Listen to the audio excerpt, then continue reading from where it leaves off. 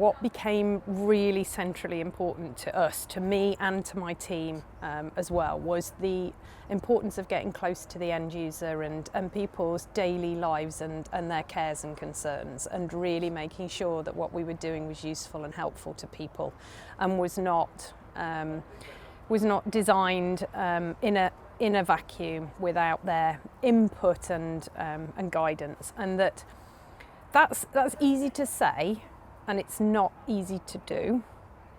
And we came to the point where we decided actually we would value some external support to I think we already had a very clear idea of what we wanted to do, but we wanted to have another voice in the room to help us, to challenge us, to make sure we kept on course, to provide the coaching and support in the moment to my team to do and to learn as they practiced. And that's why we turned to Solve, because you guys had a good reputation for not letting that imperative of learner centricity and getting to the concerns and cares of the learner, never letting that go, never letting that central theme get lost in the midst of trying to deliver a solution, but keep us real and challenge us, and that's what we wanted. We wanted some support, some mentoring, some coaching and help, but we mainly wanted somebody to keep us true, and that's what you did at Solved. I think what we did was we had some really good conversations at first about where was the team, what were we trying to achieve, where could you add value alongside what we were doing, and really see you as an extension of what we were trying to do rather than something that was going to be done to the team.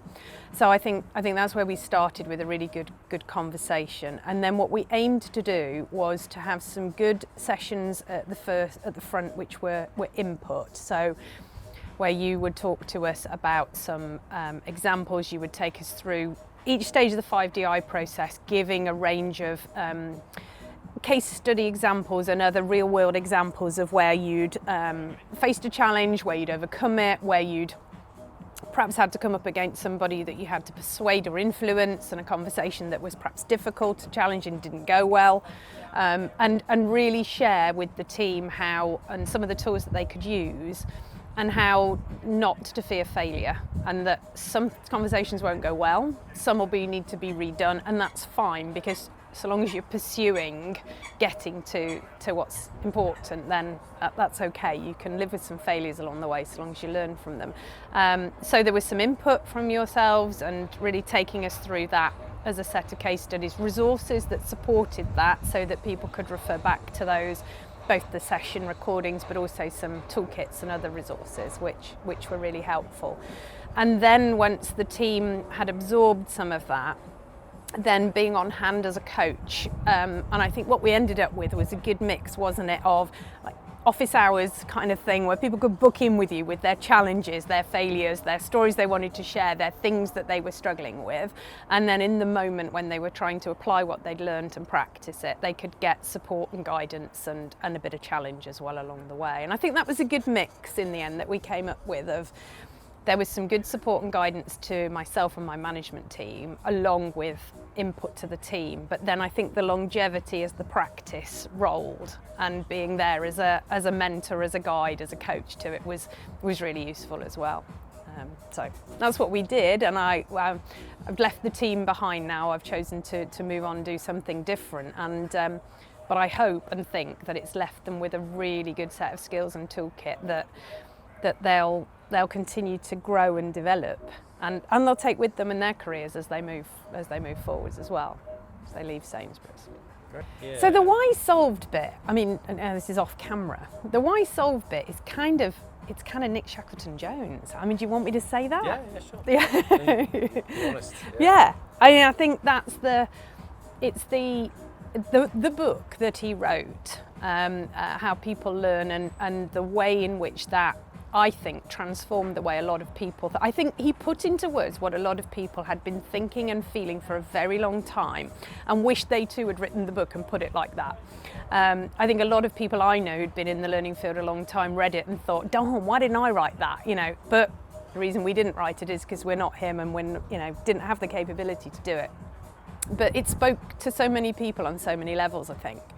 And at the time, he had a role that didn't enable him to be supportive in a consultancy space, but we knew that he'd worked with a team when he'd devised those ideas, and he'd built those foundations of those ideas, and that those were you were some of those guys that had been there from the beginning, developing and crafting the idea and learning together. And we wanted to bring on board people who'd been thinking and feeling and working in this way for quite some time, so that it was embedded in everything you did.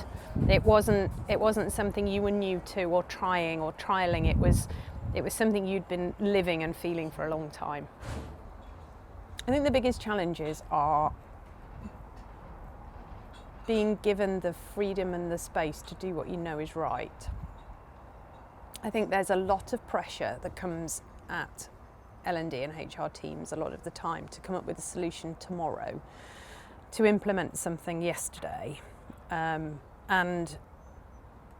perhaps to jump on the latest bandwagon as well of something that somebody's seen at a conference or online. And there are a range of big questions and challenges that I think L&D and talent, working in partnership with OD and internal comms and all of those people-focused areas of the business can really tackle, and can tackle effectively.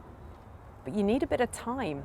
People need time to embed stuff. People need time to practice and challenge. People need time to fail and learn from that and succeed in second time. And that's, I think, the biggest challenge. Is it's not the tech. The tech's there. It's not the knowledge. That's there. It's the space and the time to actually do things properly, and not actually have the pressure to deliver a result next week.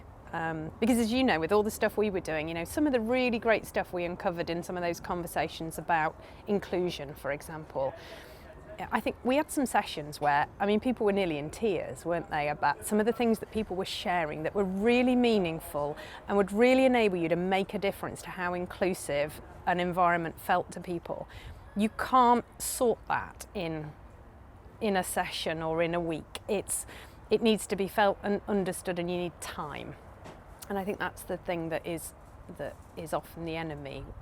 We don't give things enough time to have an impact, and I think that's one of the biggest challenges. Because you want the tech's there, whatever tech it is that's right for your circumstances, it exists. The methodologies are there, but will you have the time and the space to do it properly?